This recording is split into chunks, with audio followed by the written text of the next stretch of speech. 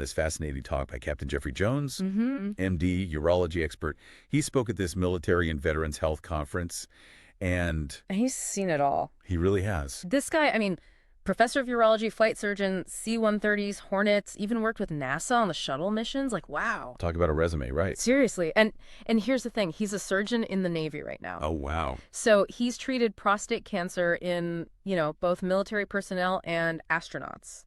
So he's really seeing this potential connection firsthand, Absolutely. which is kind of wild to think about, right? It is. Like, are we seeing more cases? And is there something specific about military life that could be a factor? I mean, what's the deal? Yeah, and that's what he's trying to figure out. There's no easy answer, but he talks about this whole idea of epigenetics. Okay. And that's where things get kind of interesting. So, we all grow up, we learn about genes, they're fixed, right? It's like you're born with this blueprint and that's it. Right. But epigenetics is kind of like the dimmer switch for your genes.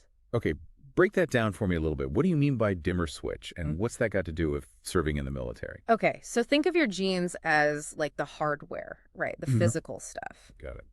Epigenetics is like the software. Okay. It determines how that hardware functions. Mm-hmm. And like any software, it can be influenced by, external factors. Right, like viruses and updates and all that. Exactly. So what Dr. Jones is really looking at is, can exposures unique to the military, things like radiation, chemicals, even the stress of combat, can those things flip these epigenetic switches? Interesting. And then down the line, could that be increasing the risk of prostate cancer? So it's not just about the genes themselves. It's about how our experiences, especially in a demanding environment like the military, can actually change how those genes behave. Exactly. That's kind of mind-blowing. It is pretty amazing, isn't it? And he points to some pretty specific examples like radiation. You think about pilots, right? Flying at high altitudes, especially in aircraft like the U-2 spy plane. The higher you go, the more radiation you're exposed to. Makes sense. And then there's the A-10 Warthog, uses ammunition containing depleted uranium. Depleted uranium. Okay, now that sounds a little alarming. Yeah, I mean, it's still radioactive, just, less so than enriched uranium, but it definitely makes you wonder about the long-term exposure. Right, right.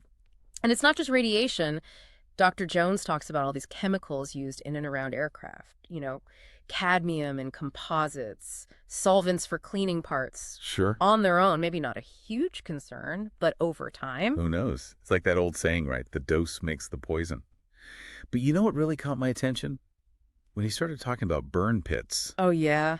Now, those are interesting. Yeah, that's a whole other can of worms. It really is. He was describing how in places like Iraq, they use these huge open-air pits to get rid of waste, like everything. Uniforms, you name it. Wow. And they weren't always sure what was going up in smoke, to be honest. Oh, wow.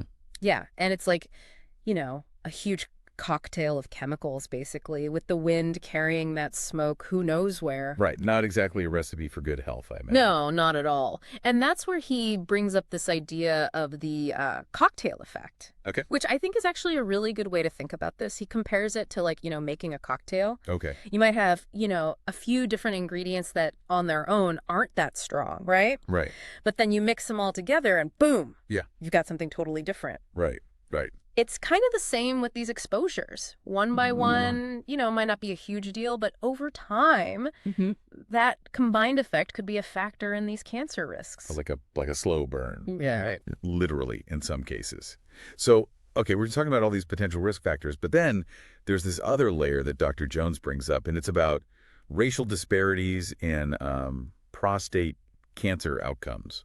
Yeah. But specifically within the military healthcare system. Right. And this is a big one. He points out that in the general population, Black men are, significantly more likely to die from prostate cancer than white men. Yeah, it's a huge disparity. Absolutely, it's huge. But here's the thing. In the military healthcare system, Yeah. much smaller, like Right. almost non-existent, at least according to what he's seen. Wow.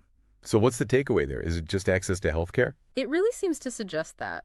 When you level the playing field in terms of healthcare access, you start to see those gaps in outcomes narrow. Now, it's not a complete answer, obviously, but it makes you think about how critical early diagnosis and just good quality care is for everyone, no matter their background. Right, right. Makes you think about the bigger picture.